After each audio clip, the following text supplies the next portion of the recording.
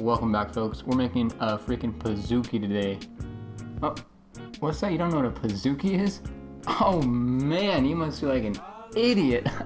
Oh, I bet you're reaching for that downvote button right now, huh, Mr. I don't know what a Pazooki is. Oh, hey, while you're at it, go ahead and hit that downvote button twice, just to really let me know how mad you are already, huh? Why don't you? Okay, now that's over with. Let's dive in, shall we?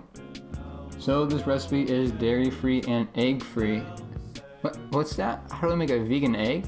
They don't just come out of thin air, do they? Well, I got the answer for you, and it starts with flax and ends with seeds. And yes, they do in fact come out of thin air. I follow this little conversion chart right here for any time I bake something.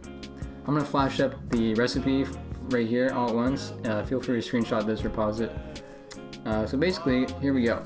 I'm going to combine 1 tablespoon ground flaxseed to 2 tablespoons of water first, because I'm going to let this mixture sit and thicken up while I mix the other ingredients. 3/4 cup of vegan butter, make sure it's not melted. I'm just throwing in that flax egg.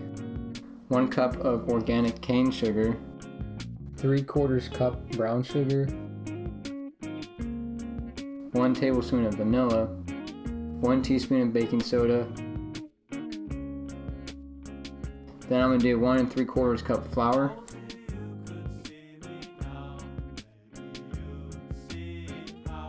And 1 cup of chocolate chips, or you can put some nuts in there too.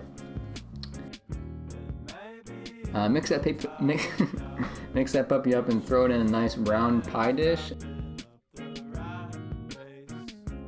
And throw that guy in the oven for about 18 minutes on 375. Or until it's nice and golden brown on top, or until it looks as good as mine. Whoops, did I just say that out loud? Yeah, I did.